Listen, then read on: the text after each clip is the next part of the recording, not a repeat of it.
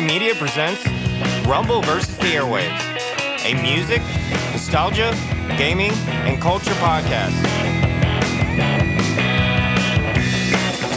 I'm Tim, and here's Rumble. What's up, everybody? Welcome to Rumble vs. the Airwaves. On today's show, we're talking to Eddie Berg of Imminence. We're going to talk about what's going on in TV shows that's got our attention right now. We're going to talk to Aidan Cain, a good friend of mine who most recently is working with Saigon Kick, and we're going to end it with DIY or Die with Will Birdwell about your band's release window. What's up, Tim? What's going on, Rumble? We just had the big Northern Lights thing this past weekend. I didn't get to see it. I couldn't find a good spot. Tried for 2 of the 3 nights that they were supposed to be out, and I just couldn't find a spot. You didn't catch it either, did you? I mean, I really didn't hear about it until yesterday, and I thought it was only one night, and I already missed it. So we missed it, but I did see some very cool pictures of people enjoying, something that they have never seen and probably never will see again. I did go out. Me and my girlfriend went out in the middle of nowhere. We tried to find the most nowhere place so that there'd be no light around. Clear skies. Yeah, so I just dropped my pin on Apple Maps onto some back road and then in this big field. It was near a lake. I was like, this place is perfect. We get there and it's a lake campsite. So we couldn't get to the lake because it was gated off, but there was this other road that we drove down and there was 2 donkeys there in stables. So we just parked our car next to the donkey stables and looked at the sky. And at one point we were like, let's go pet the donkeys. So we just went and pet their donkeys. You just went in the woods and pet some random donkeys. It was kind of a cleared out area. There was forest around, but it was cleared out field right there. And we just pet some donkeys and we waited. We didn't see anything, so we went home. But we had a good time. I'll enjoy the pictures, and maybe one day I'll make it up to Fairbanks, Alaska, and I'll see the real thing. I mean, I'm sure it's a great site. Dude, it's on my bucket list. With steamed hams? With steamed, yeah. If you don't know, no. If you know, you know. Steamed hams. If you know what's up, you know what's up. That's all I'm going to say. Speaking of food, I recently got a grill, and I have literally probably used it every day since. Dude, grills are awesome. Grills are underrated. They're much less convenient to work with, and it drives people away. Let me tell you the level that it's gotten to. Okay. I pulled a box of pierogies out, and I was looking on ways to cook them, and I saw grill instructions. I cooked fucking pierogies on the grill. On pierogies? Yes. There was instructions on the box for how to grill pierogies? Yes. Never heard of that before. It was great. I bet it was. I burned a couple, but it was good. You done any nice steaks or anything like that? I've done a few nice steaks. I did ribeyes yesterday. Hell yeah. How do you like your steak? I like mine medium. Okay, I can respect that. I'm somewhere between medium and medium rare. Yeah, you like it a little more bloody. A little bit. I know some people just like it still mooing. God, my brother, it's kind of gross. I don't like sitting next to him at a steakhouse. It's that raw. It's they throw it on and they're like, okay, that's it. Pull it. That's so rare. Yeah, basically. Less than rare sometimes. Jesus, I don't know how he does it. All right, let's head over to our talk with Eddie from Imminence.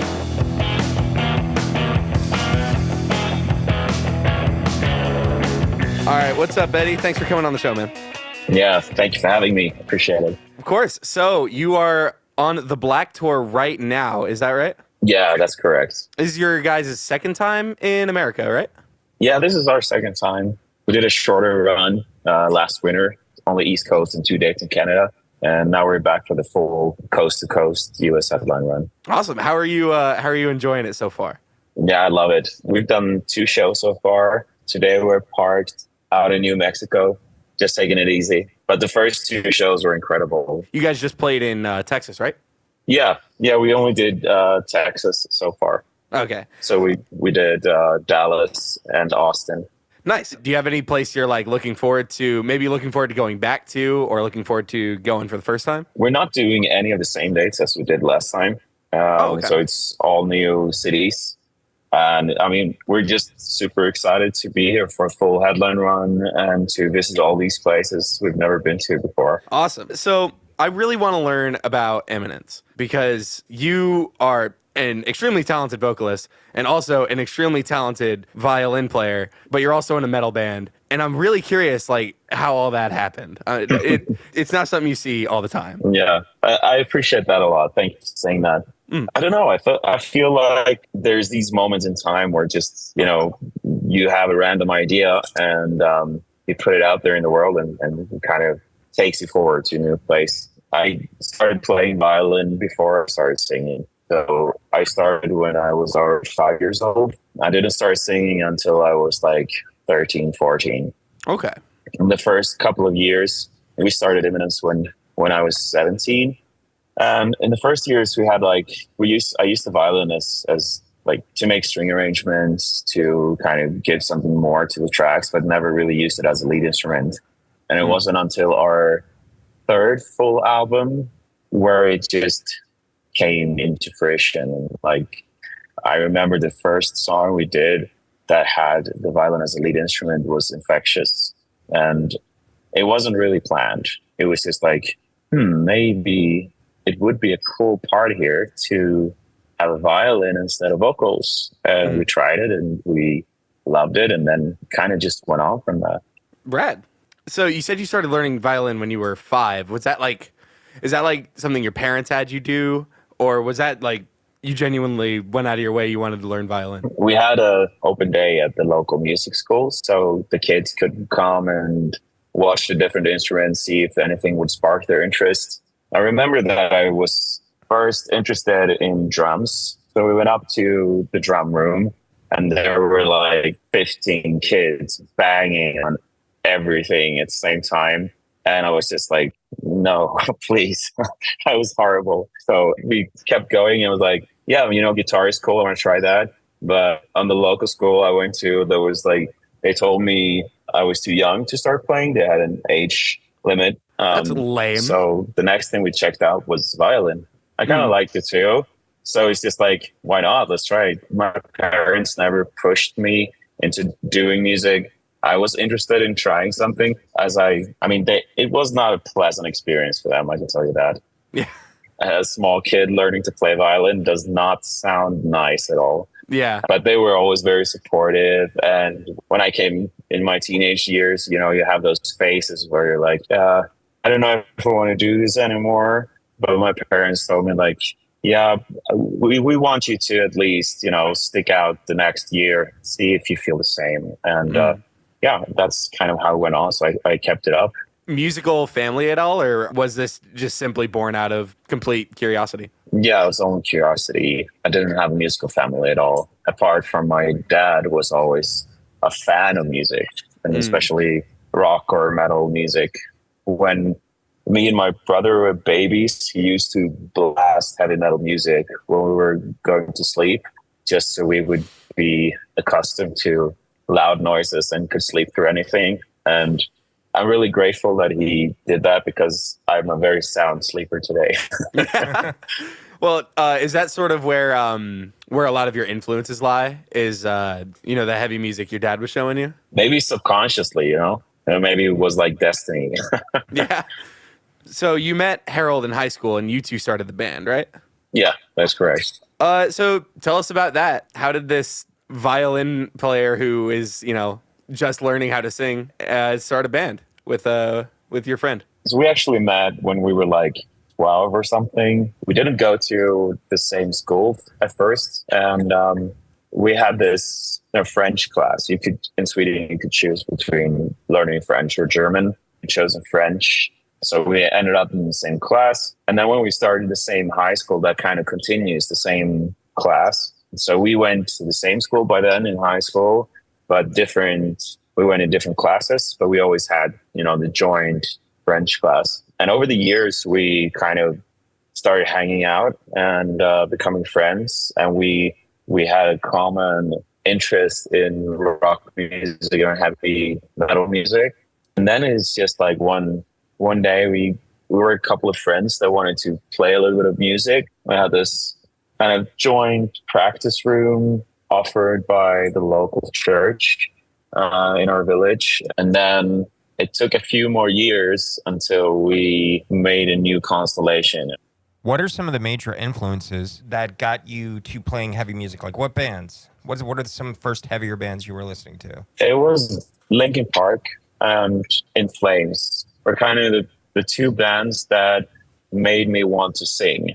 So when we did this, like I told you, little garage band, whatever, everyone was like, oh yeah, I want to play guitar, I want to play drums, I want to play bass, whatever. And then I'm just standing there like, okay, I'm the only one left who doesn't have an instrument, so I guess I'm the singer.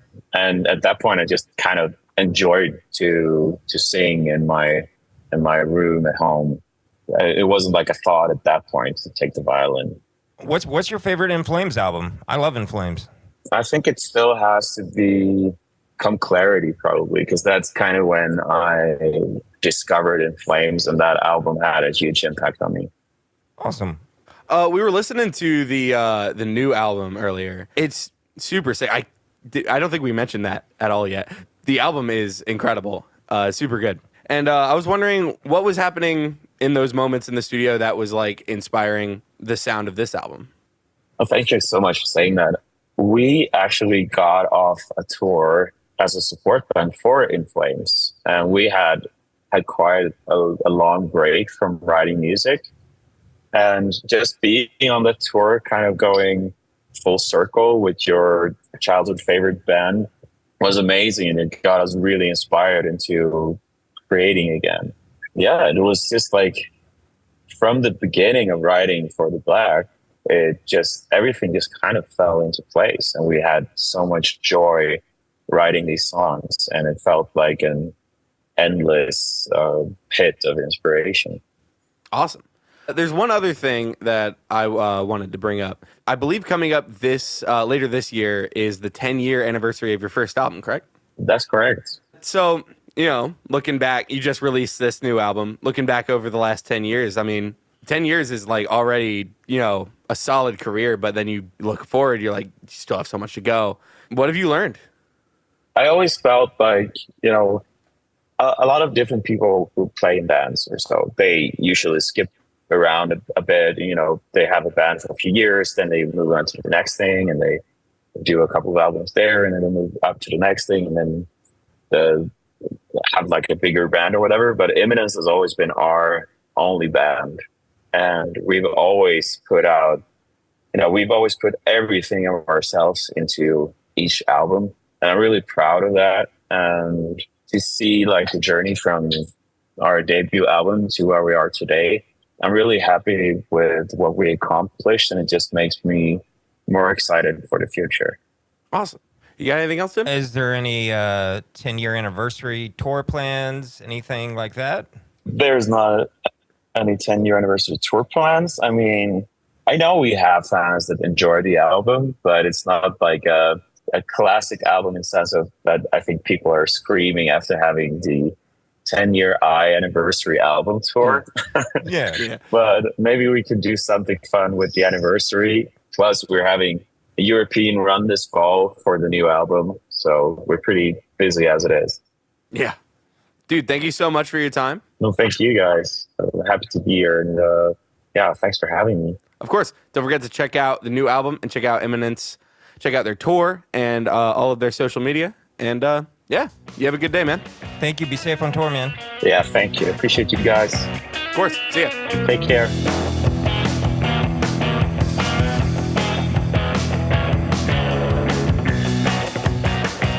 Hey, Rumble. Young Sheldon. Yeah? Taking America by storm. I'm a little late on this one. It's been 7 seasons already. This 7th season is coming to a close, and the show with it. I thought it was very good. I haven't seen the finale yet. Nobody has. I mean, this is literally going to be airing the day after the finale. Right. I'm looking back on it. I was skeptical going into it because I'm not a fan of Big Bang Theory. Why? Please give me a very logical reason. Okay. Why?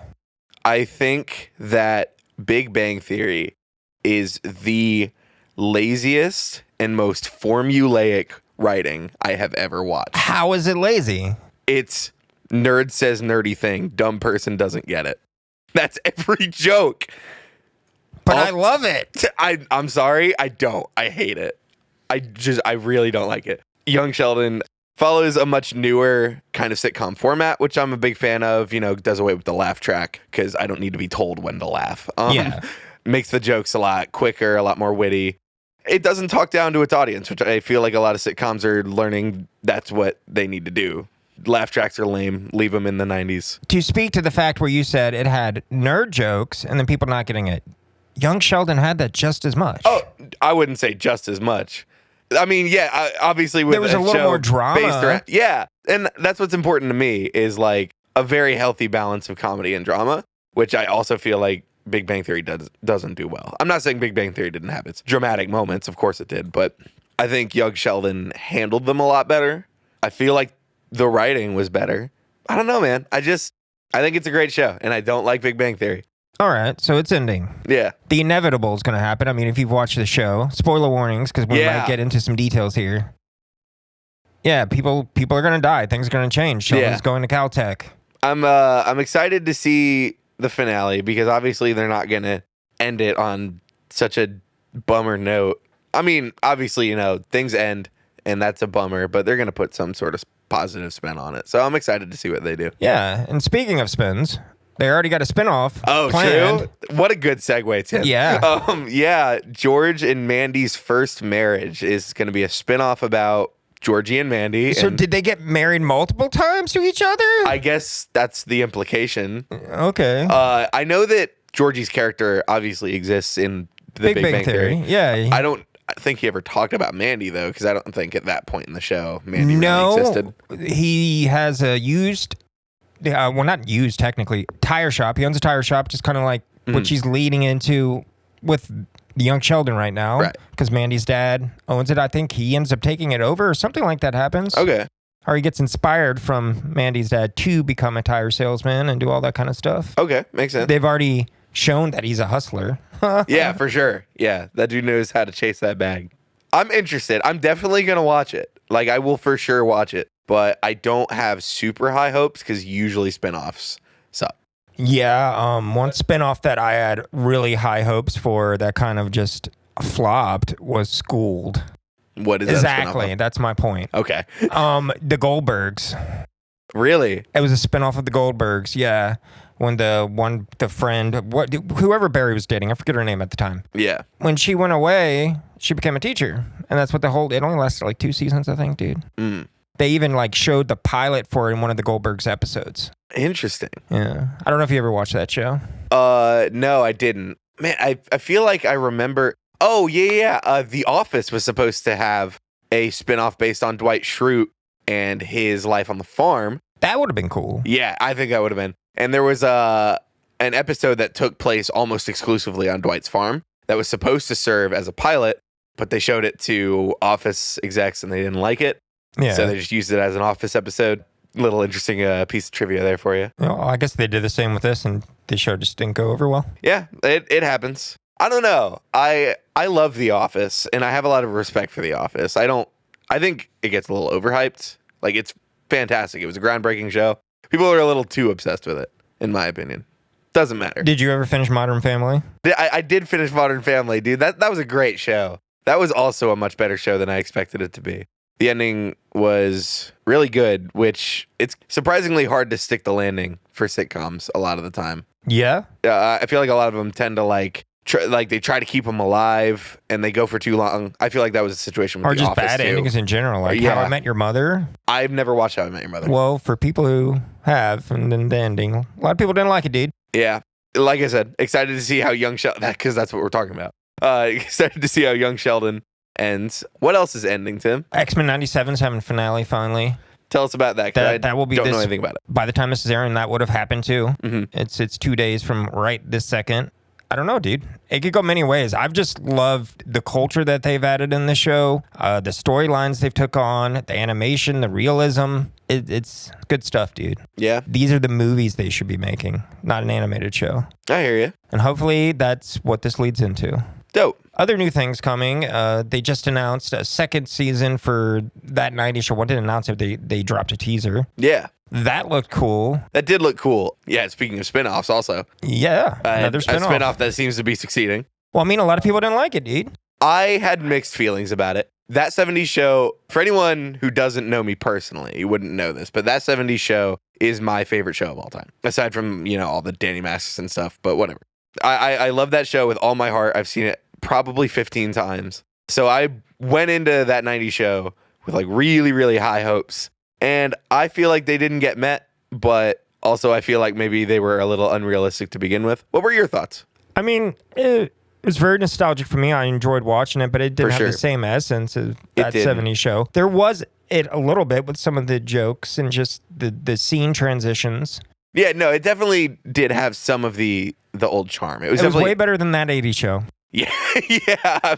I've seen the very few episodes of that 80s show. It was pretty atrocious. At some point, I had it on, I think, DVD. Really? Like, I recorded it off television on a DVD RW. That's back awesome. when the early 2000s, when you could just record on a DVD from TV. Yeah. That 90s show, I felt like they followed the 70s show formula. Big group of kids, causing mayhem, but this time it's in the 90s. And it's a great formula, and it works, but I felt like they were almost... Do you remember when Episode 7 of Star Wars came out, and everyone was like, this is Episode 4 with a different coat of paint on it? Yeah. That's how I felt about that. It was a 90s show. reboot. Yeah. It was just... In a sense, yeah. To me, I was watching it, and I was like, this is just that 70s show, but a little bit worse. So you felt like it should have had more of its own... And yeah, put a little unique spin on it. Like, yeah, keep some of the old charm, of course. Like, that's why people are watching. People aren't watching that 90s show on its own merit. People are watching that 90s show because they love that 70s show. So get people to watch it on its own merit. I don't watch Young Sheldon because I love Big Bang Theory. I watch it because it's a good-ass show. On its own merit. And I think that 90s show needs to figure that out. Word. Based on the second season trailer, I think they're kind of just going to stick with the same old thing. Yeah, it looks like you get to see Mitch. Yeah, that's going to be fun. Seth Green is always a delight. I saw Jane Silent Bob Jane hanging out Silent with Tommy Bob. Chong. I want to watch just for that. I know for sure Laura Prepon is coming back as Donna. She was in the trailer. Yeah. I know Mila and Ashton said they were not coming back. I don't know about Topher. I doubt that as well. I didn't see him in the trailer. Yeah, I think it's going to be like Donna and Bob. You saw good old Bob. Bob, and of course, Kitty and Red. Yeah. Tommy Chong coming back as Leo, of course. Yeah. I think that was it. I was really excited to see Seth Green. Yeah. I always thought his character was hilarious. And he looked a little edgy. Oh, for sure. Yeah. Yeah. He looks like he was fully embracing the 90s. Yeah, man. I'm excited to see it. Looked like a lot of cool t-shirts going on. Yeah, the Soul You pointed Asylum out shirt. the Soul Asylum shirt. That was dope. A lot of my favorite music comes out of the 90s too, so I'm excited for a good soundtrack. So much good music came out of the 90s. Absolutely. What happened to that? God, you're such an old man. Now let's go over and talk to my friend Aidan Cain. All right, everyone, thanks for listening. This is I got my buddy Aidan Cain here with us over call. What's up? What's going on, Rumble? Not much. So Aidan here is a really cool music dude who does a lot of really cool music things. What do you got going on right now, Aidan? Last night I wrapped up a show with the Broken Hearts down in Cape Coral. And then in a couple of weeks, I've got a Saigon Kick show coming up. The Saigon Kick, Rumble. The Saigon Kick. They're all back. Jason Bieler, Phil Verone, original members, down at the Capitol Theater, May 24th, Friday, May 24th. Awesome. And that's for 30th anniversary of Water? Water, right? Yeah, the Water album. So what's the preparation like? Getting the whole gang back together. We had sort of a preliminary show in Chicago a couple weeks ago, but we rehearsed in Newport Richey at Mullins Music. He's got a great... Oh yeah, I know exactly where that is. Yeah, I know. Dude, a lot of people. I think a lot of people we know went to his school, like the music school, Yeah. growing up as kids. But anyway, they've got a really nice studio upstairs, which is really fun to lug a lot of equipment up the stairs. But I digress. So we rehearsed there for 2 days, just like freaking 8-hour days. Like it was brutal. But I mean, leading up to that, I was here, programming all the synths and stuff like that. For So, sure. Tell us about how you got involved with the Saigon Kick. I mean, it's pretty straightforward. My friend, colleague, mentor, Sean Scheller, he back in the 90s, he was a stage tech, I believe, for the band, Jason. So he knows Jason personally. So it just happened to come up again that when they're wanting to put together this 30th anniversary tour that Sean Scheller works for Providence Music Group. So it kind of just worked out that he needed a keyboard player, he needed a backup guitar player, both of which you can sing. Just happened to be the both of us. So Sean is booking and playing in the band. I'm playing in the band, and Sean and I, we've been playing for years on a lot of different other projects. Right. Tell us about some of that. Like what other projects have you worked with him in? Well, like I mentioned before, the show that I played last night that kept me up until late last night. I've played a few Cape Corals. I'm not sure where you live, but for me, Cape Coral is like 3.5, 4 hour drive. Yeah, it was about the same, 3 hours. Yeah, about the same. Yeah, but the other projects include the Broken Hearts, which is a Tom Petty tribute, which is pretty fun. That's interesting. That project started with an original member of Mudcrutch. Really? Yes. Huh. So yeah, we had him in the project, and then of course he's taken a back seat now to it. But that started off. That's how that started off. Let's see. But before that, it was a lot of other cover bands. We were played in Sean Scheller and the Contenders, which is just like a variety act and stuff like that. You may notice a trend that it's all been like tributes, cover bands. It's like so like for me, like Saigon Kick is really cool, not just because they're a really awesome band, but also, I'm playing with someone who wrote their own music. For sure. I feel like there's a weird stigma around cover bands though, that like even I used to have a little bit. And I look back on it, I feel like a little gross about it because it's like super elitist. But cover bands for a long time rubbed me the wrong way. And now I'm in one, which is really funny. But it's like, people profiting off of other people's music always felt weird to me until I realized that that's how the world works. Like that's unavoidable. So, but you've written your own music before, right? Oh yeah, plenty. I mean, wouldn't you? I mean, I feel like I would feel almost honored if someone was playing, my music. It's like, really, you're giving me the time of day? Like, it feels nice. And that's the kind of the conclusion I drew. If someone like went out of their way, not only like, because like some tribute bands, and I think if I remember right, based on some pictures I saw, the Broken Hearts, like they like dress up with the style and everything too. It's like these people like really care about the music, And I mean, it's super cool now that I think about it that way. A lot of the big cover bands do that, man. Yeah, there's a Nirvana cover band. I think 2 N's they put in there, same name, but they use all the set props, all the same outfits Kurt wore, for sure, stuff like that. Yeah, I saw a picture of a Kiss cover band called Piss once. I want to be Gene Simmons and Piss. I can only imagine what their stage presence is like. I don't know. It's a little bit worrying. I think that like music is kind of heading towards more the tribute scene. I think it's hard. I think it is getting a little like harder and harder for original acts to really step out. At least that's the feeling I get in Florida. For sure. Yeah. I feel like it's so counterintuitive because people look at social media platforms, especially like TikTok. Like I've found so many cool artists from TikTok. And they're like, it's never been easier to make music and put it out, but it's also never been harder to stand out because the crowd has never been larger. Oversaturation of the market, dude. Yeah, absolutely. Like every other video I pass on my TikTok is some white boy with an acoustic guitar whining, which is like, I'm not making fun. That's the kind of music I play too. Getting it out there on the internet is, I feel like that's, that's the easy part, which, as you know, is not, not at all, easy. The truly hard part is getting people to come out to your show. Yeah.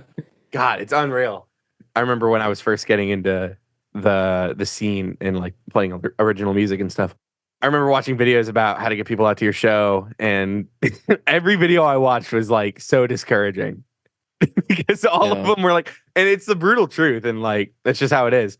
But all of them were just like, you can send your flyer to 100 people, and you might get 2 or 3 to come. And I was like, damn. And you know what? They're right. It is hard to get people to come out to your show. You're like, when did I become a traveling t-shirt salesman? Yeah. No, that's so real. That's so real. Like merch is the only way to make money anymore. Like real money, at least. I mean, even for signed musicians, dude. Yeah. I played with a band at Janus not long ago. 80% of the revenue we brought in was from the merch table. Janus, like that's a decently sized venue. And it's unreal. It also depends on your, agreement with the your contract with the venue, like what kind of split you're gonna get. Oh, totally. Yeah, I know if you're doing the opening band circuit, it can be pretty brutal. Yeah. We were on a bill with, like, there was obviously the big headlining band and 2 support bands. We were the second band. Was this So fun, though. Senate Elite? No, Send and Delete, unfortunately. I'm guessing Neverless. It was Neverless. Yeah, Send and Delete never got the shot to play at Janice, unfortunately. Maybe one day. When Mikey moves back and we get the band back together, maybe we'll make it. But no, I played with this band, this I think they call themselves Skull-ternative Rock, called Neverless, and they're super cool. They're from Sarasota. I've been gigging with them since June of last year, I think. They needed a bassist for their tour because their original bassist was just like kind of suddenly like, I can't do this. Like, it's just not going to work. And they were like, oh shit, okay. So I got a cool opportunity to do that. And then I got to play with Janice with them. Got to go on tour up the East Coast, play Janice. A lot of cool stuff. Rumble playing bass? What a concept. It's more likely than you think. I think there's only one band I've ever been in that I haven't played bass in. And I've been in quite a few bands. Yeah. It's fun, though. It's my favorite instrument. You've played almost everything at Sincerely Yours. That's true. I'm in a band called Sincerely Yours that I joined as the bassist. And then I became the lead guitarist. And now I'm the drummer. That's it's funny how it works out like that. Until we find something that clicks, or a hidden talent, I guess. I don't know. This band has just kind of been a revolving door over the past year and a half. So I've had to fill a lot of shoes in this band. Fun. Jordan treats me well, so it's okay. He's a good dude. He's a great dude. I try to keep up with all the bands in the local scene as much as I can, but like you said, it's like everything's moving so quickly, and everyone is in like 9 different original bands. And dude, like, I can't blame you at all. Like, you just got back from a show in Chicago. I can't keep up. I can't keep up with the local scene, and I'm here. How was it playing in Chicago? Oh my God, that was fantastic. It was a lot of firsts for everything. I had never actually flown out for a show before. So up until, which is crazy to think about because you may be wondering if you're a big Aidan Cain fan. But Aidan, you've played in New York and Rhode Island, and yeah, we drove for all of those, and so it was interesting. I'm being facetious, but it was interesting flying out for the first time for a show, like an actual work flight, and then I got to send you the picture. So the venue picked us up, and they provided transportation from the airport to the hotel or whatever. Damn, dude. I know. That's some 5-star treatment. Yeah, you should see what they picked us up in. It was a spray painted short bus. What? And Hold on. I'm gonna send you the picture. Okay. I'll send you the picture after this. It was it was the funniest. So we're mind you, Jason Bieler, Phil Varone, and Steve Gibb, who is Barry Gibb's son of the Bee Gees. Right. We're all standing in the air. We're all standing in the pickup area at O'Hare. We're waiting for a ride. We're like, oh, okay, here the ride's coming. This ratty old this spray painted short bus. It has like spray painted murals of people on it. I can't even I'm sure it's like famous musicians. Not to criticize, but I can't really tell who it's supposed to be. How famous could they be?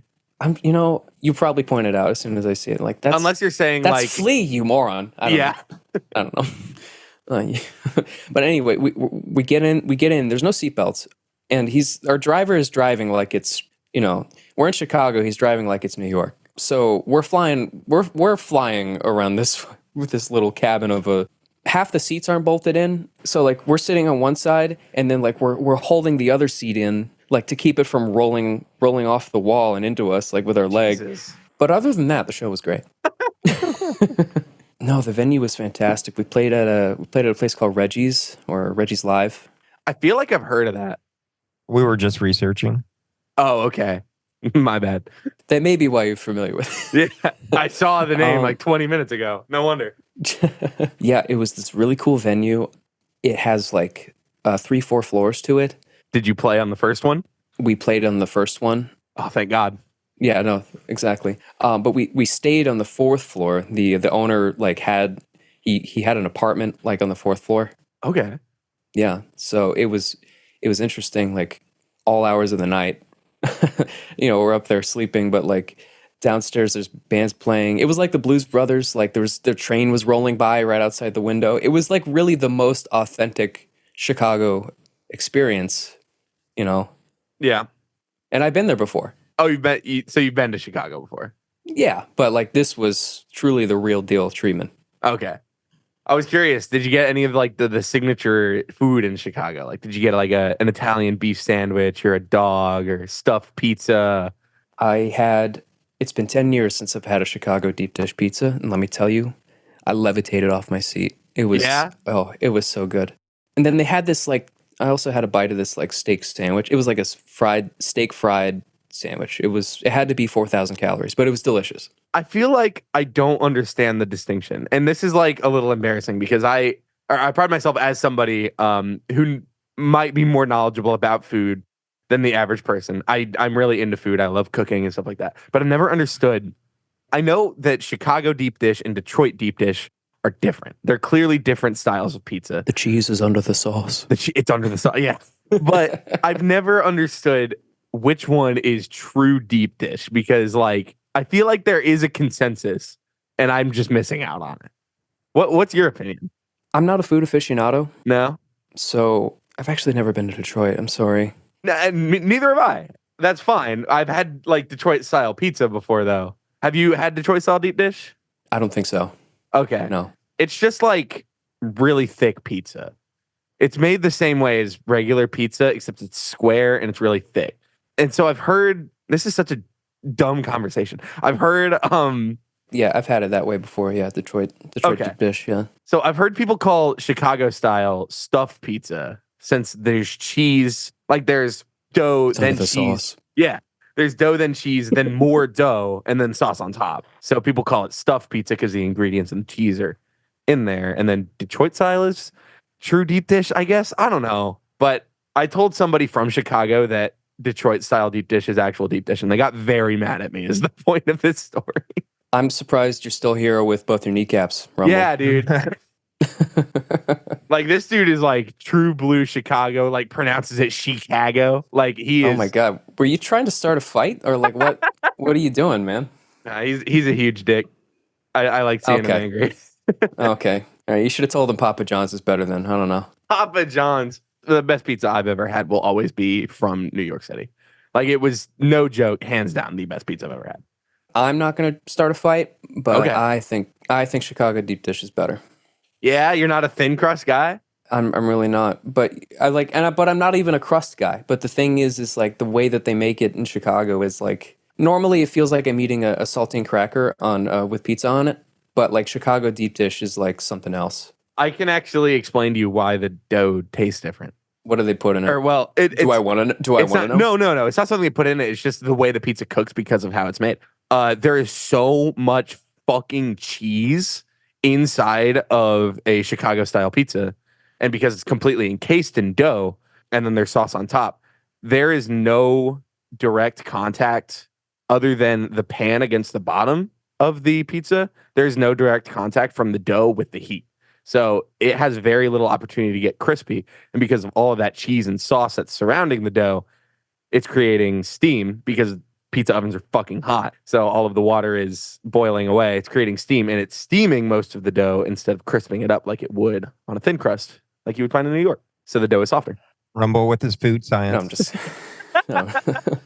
Like I said, I like to think I know a decent amount about food. I feel educated, really. You're welcome. Same. I walked in here ignorant about the world. I've only been to Chicago technically one time. I was flying back from Albany to Tampa, and I had a layover. We didn't even leave the airport. There was a really shitty food court in the airport in Chicago, and everything was closed because it was like 5 a.m, except for this hot dog place. And I got a foot-long chili dog in the Chicago airport, and it was one of the worst things I put in my body. I ate the whole thing though. I was so hungry, and Why don't I you go knew, to 7-Eleven next time, man? dude, we didn't like. I was in a big group, and we just didn't leave the airport. So I was like, all right, I guess I'm just stuck here. The layover was only like an hour. There was no point in going anywhere. Well, I'm just saying that 7-Eleven hot dog might have done less damage to your body somehow. Yeah, dude. Even the Dunkin' wasn't open in the damn airport. Like, what do you Do you mean? really want to eat? Do you really want to go to Dunkin' though? Let's be honest. Dude, I'd rather go there than get a foot long just sack of fat. A chili dog enema? You'd rather Dunkin'? I'd rather Dunkin'. I'm not gonna lie. I'm okay with Dunkin'. Are you not okay with Dunkin'? I have so much to say about Dunkin'. I'm not. Well, I'm not going to Starbucks. So if I'm getting a coffee on the go, I get that. are you a Starbucks guy, bro? I used to be.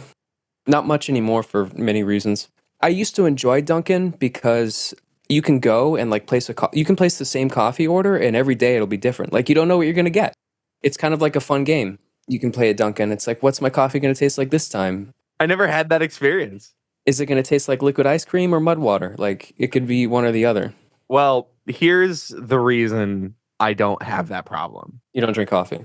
I don't drink coffee with cream. I just drink black coffee. So I don't really need to rely on them, fucking up the cream to coffee ratio. If that's your problem, I guess. Maybe you could just consider being a man. No, I'm kidding. Yeah, I'm still just reeling from. Well, you drink hot. Is it hot black? Dude, yeah, of course it's hot black. Okay, well, here's the deal. I know somebody who drank iced black coffee. It's the worst thing in the world.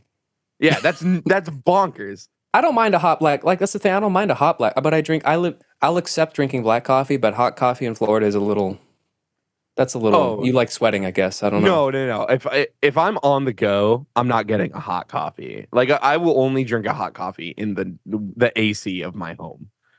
And I honestly I don't drink coffee much anymore. I've been trying lately to get myself off of caffeine because I was drinking way too much.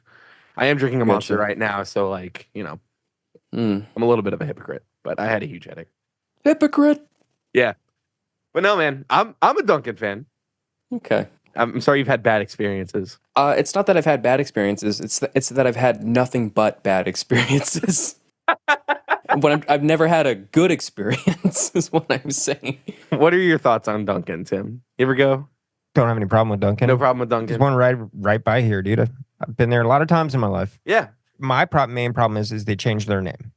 Oh yeah, It pissed me off. it was so stupid. Took away my childhood and my nostalgia. So I used to dumb. be so excited to go to Dunkin' Donuts, not Dunkin'.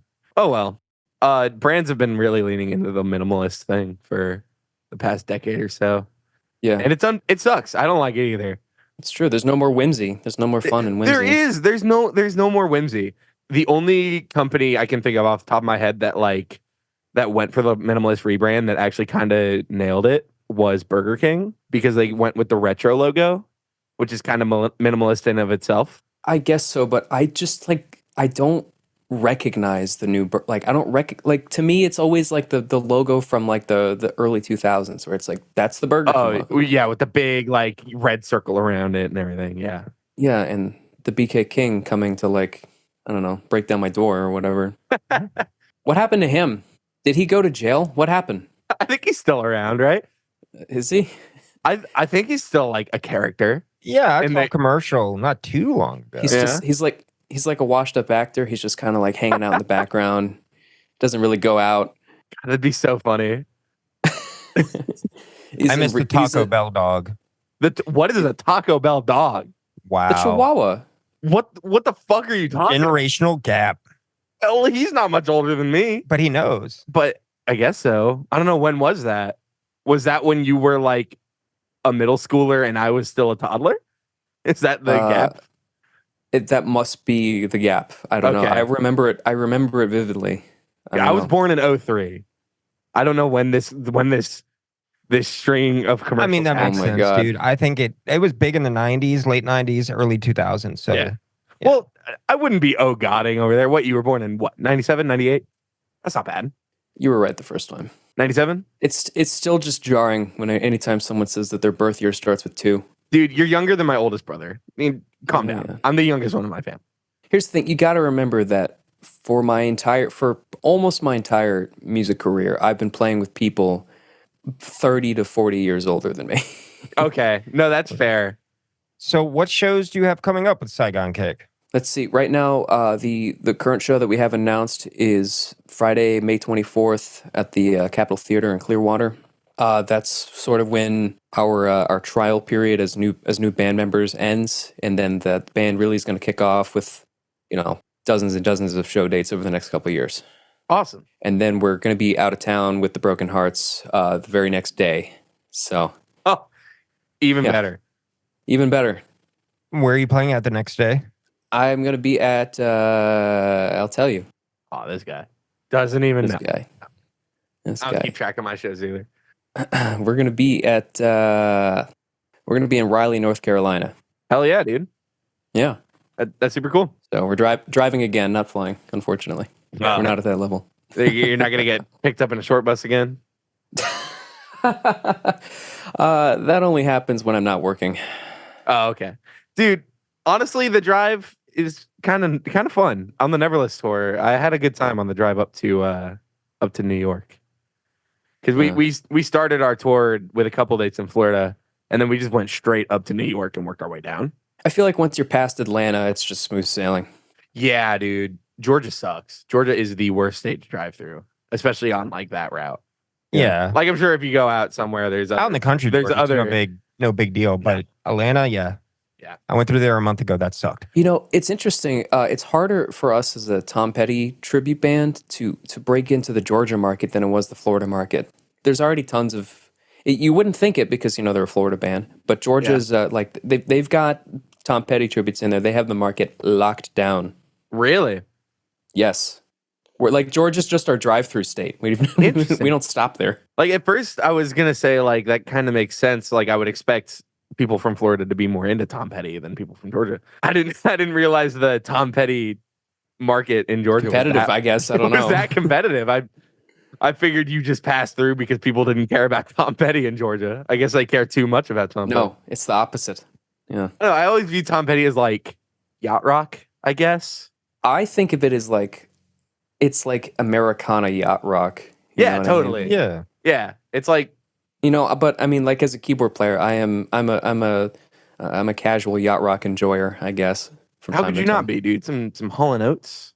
Oh my god, we almost did a Hall & Oates tribute. We almost did it, dude. Why didn't you? Because I mean, as previously noted, we have a lot of other things going on. Yeah.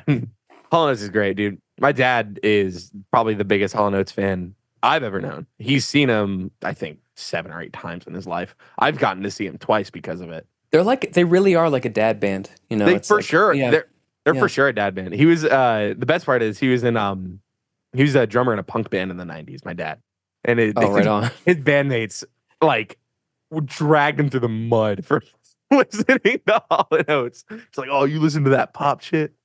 Oh, I would have thought it would have been like an age thing. It's like we were all punk drummers in our teens, but then like once we turn like 50 years old, we all start enjoying Hall & Oates. The two bands that man raised me on were Hall & Oates and Iron Maiden. Like what a jarring contrast. And dude, I still love them both to this day. That's really fun. You want to know the 2 bands that my dad raised me on? What's up? The brass band Chicago and Typo Negative. Whoa, dude. That's crazy. So it's really funny. We have the similar contrast. For sure. I have the Chicago record. I'm not like a record collector, but I pick up records that I think are cool if I see them. And I found one that was like, it had printed on the front. I think it was Chicago 11. And it had printed on the front, like not for retail sale or something like that. Like it was one of the ones that they send out to like radio. To get airplay. Yeah. And I was like, oh, that's super cool. It was like $10. Cool. So I was like, I grabbed it. Maybe it's worth something. I got home. It's worth about what I spent on it. So, but now I just have a cool Chicago record and I'm okay with that. Yeah. Any last announcements you want to push or are we good?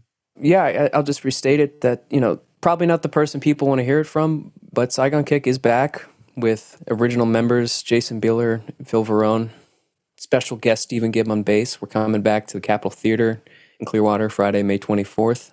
It's going to be great. The band's killer. They've almost never been better. Awesome. Right on. I'm going to leave it open to interpretation. Okay. Let people debate when they think they were better. I think it's great now. All right. Well, thank you so much for being here, man. Thank you so much for your time. Dude, thanks for having me. Yeah, it's been a blast. All right, now it's time for DIY or Die. Once again with our friend Will Birdwell. This time about your band's release window. Let's check it out. We got Will in the studio today talking to us for DIY or Die. Yeah. Today we're going to be talking about the release window in between recording a song and then putting it out. Right on. Yeah. So a lot of people, when they're getting ready to put out their song, they get it back from the engineer, the master, they're all excited, and they're immediately trying to show half their friend circle what the song is, right? But I'm going to tell you that if we're looking for commercial success, we're going to really try to build in some hype window. And we call this the release window. Usually this period of time is about 6 to 8 weeks long. And the reason for that is that we want to adequately market your song, right? Just like we're bringing any other product to market, you've heard about it before you can find it on the shelves in the store, right? You see a commercial ahead of time usually. You may see a print advertisement for it. You may get a coupon in the mail for it. And then you see the product, right? Yeah. So in you the see it same on Shark Tank. Exactly. See the Scrub Daddy. So in the same kind of way, we want to introduce the song and whatever branded content goes with that song. Maybe it's merch, maybe certainly a video. Maybe it's even a new logo kind of release, a tour announcement. All of that stuff, you want to be dropping that like breadcrumbs, and that breadcrumb trail will then ultimately lead to the listener engaging with your song. Right. So some tools that you're going to need to take advantage of right off the bat, whatever your distribution is for your song, and briefly we're going to talk about distribution, but whatever distribution is of your song, make sure that you get comfortable with the idea of pre-saving. And what's a pre-save? I'm sure that, it's been discussed in the various interwebs and stuff, but a pre-save is the idea where just like if we had a physical copy that we used to sign up in the store to buy ahead of time to reserve our copy, pre-save is where whatever streaming service we're using, we're saying, hey, I'm really interested in this artist. Make sure that gets shown to me first when it releases. And what that's doing is it's notifying your streaming service that that artist is a priority to you. Well, if that happens enough times, then that streaming service is going to take notice. And then they're going to start prioritizing you as a whole in that algorithmic content, those playlisting and all that kind of stuff. Now, that being said, how do I get it distributed, right? So we got lots of distributors out there. There's like DistroKid, there's CD Baby, there's Lander, there's United Masters, there's all sorts of them, right? The important thing that you want is you want that to have an analytics tool. You want to be able to track what happens to your release. You want to know where your listeners are. And we talked about that in previous episodes. The importance of those analytics and how they're going to play a role moving forward. You need to have that platform. So pick one. The important thing to understand is you're going to pay either for a per diem, meaning every time you release something, you're paying a large fee, or you're paying a license, meaning like a yearly or a monthly kind of fee. And that's a service where they're hosting your music, right? In either scenario, you need to find a way to understand what the royalty payouts are. Royalties are kind of a big hot button issue these days, but the important thing to know is currently while you're paying that fee, you should always receive 100% of your royalties. Make sure that you do. There are services where if you stop paying for whatever reason, you may still receive 100% of your royalties. Often it goes to like a split, like an 80-20 split, where the lesser of the two is being distributed back to the distributor as a way of covering their loss for you not paying. Cool. Song is in the pipeline. It's going to come out on all your streaming platforms, all your favorite places to be, right?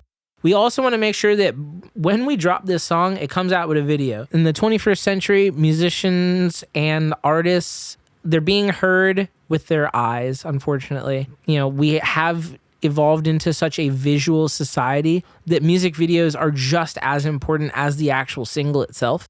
And if you don't have the budget for a music video, at least budget for a lyric video. If you don't have a budget for a lyric video, you can still budget for a stream video. Why? You can make a stream video for yourself for free on like Canva. But have some sort of visual that goes with your song when it releases. It is super important because, right now, Rumble, like when's the last time you got shown a song? Like a week ago, I'd say. Right. And when you got shown that song, did it get sent to you with like just the audio link or was it a music video? It was a music video. Yeah.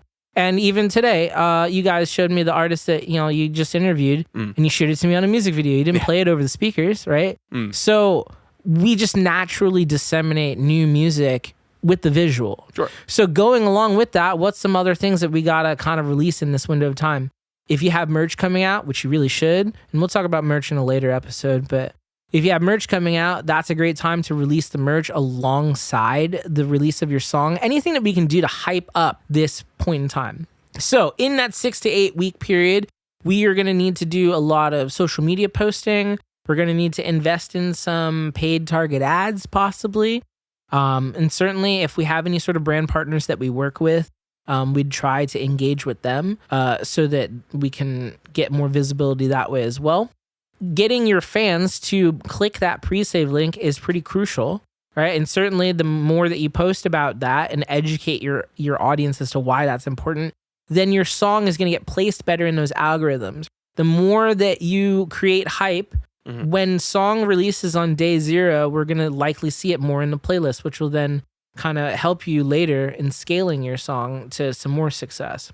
Do things like, hey, the song's coming out, right? The obvious one. Sure. Then do things like release little 10-second teasers. Pick your favorite parts of the song where you know would irritate you if I paused it. Yeah. And that's where you hype the song, because you want to irritate people. You want to get under their skin. You want them to crave your song so bad that when it comes out, they can't stop listening to it. Yeah. In your first 2 weeks, we're just establishing, hey, here's the song, right? Maybe week 3, we start teasing it a little bit. Week 4, tease it a little bit more in a different section. Maybe if we're doing like a down tempo tease, then we do like whatever is your hype part of the song, or vice versa. Start with the hype, then show a different contrast to the song. You may also, in this time frame, release some promo pictures themed around what's going on, especially if you have a video. Make sure that you get behind the scenes footage during that video and all that stuff. Use all these things. You should be posting pretty much every other day. For sure. When you get down to like day 10, what's really popular is doing a countdown. Yeah. Totally. And themed countdowns are fantastic. We did one for Side Piece that was a lot of fun. I did one for Ocean's End a while back that was fun with different colors. So there's all sorts of things you can do for countdowns. And then, of course, once it launches, boom. Now, you can incentivize that launch even more. You could do things like, one that I'm a big fan of is if you do a giveaway. Hey, we're doing a giveaway where everybody who pre-saves it and sends us a screen cap of the pre-save, you're entered to win the merch bundle that we're now releasing with the song, right? Yeah, totally. Another way to hype that merch. So incentivizing the participation is going to be important. Absolutely. All of that being said, the hype really will carry the success of actually your next song. It's unfortunate, but it's what it is.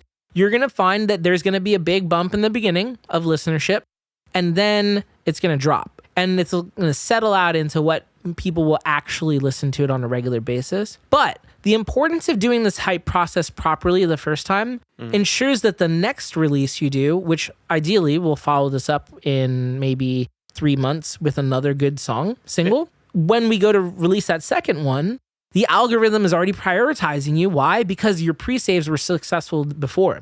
Now, you'll have to repeat all that process, but it only snowballs up. It really is never going to scale down unless you do something drastically to like lose viewership, but it should only ever snowball up. So starting with a good release window in the beginning and setting that process up, when you release a song every time, you're going to keep scaling up that success. For sure. All right. Well, thanks, man. Anytime. Thank you so much for listening to this episode of Rumble versus the Airwaves. Yes. You can check us out at rumblevs.theairwaves on all social media and anywhere you listen to podcasts. Yeah, and www.thenewfury.com. And always do not forget to check out the Raven Makerspace at www.ravenmakerspace.com. Feel free to reach out to us for stickers or tell us who you want to hear from next. I still have not been emailed. One of you are going to listen to the end of this, and one of you are going to email me. Tim's getting so salty. I don't think anyone listens to the end of these episodes. Statistically, no, not really. Damn. I've looked. What a shame. We put so much work into this, guys. Love you guys. See ya.